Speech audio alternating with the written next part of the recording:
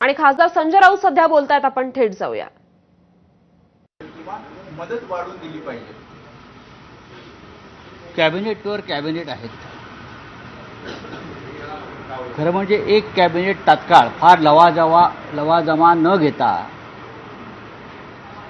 त्यांनी जिथे प्रत्यक्ष पूर परिस्थिती आहे तिकडे घ्यायला हरकत नव्हती. लवाजमा न घेता थाट माट न करता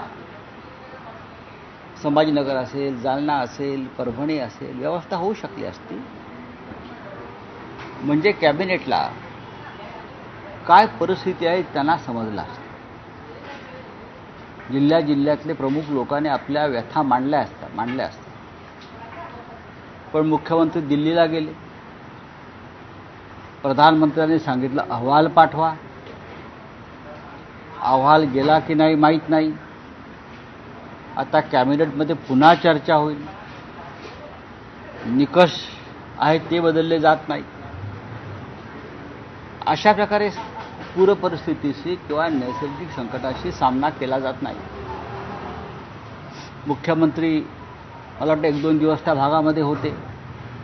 त्यांनी जिल्हाधिकाऱ्यांना सूचना दिलेल्या आहेत. नियम आणि कायद्यावर बोट दाखवून काय लावून काम करू नका. पण तसं होत नाही आहे. आजच्या कॅबिनेटमध्ये सगळ्यात आधी मदतीचे निकष बदलणं गरजेचं आहे. हा दुष्काळच आहे. तो ओला आहे की सुका आम्हाला माहीत नाही. जेव्हा शेतकऱ्यांचं उभं पीक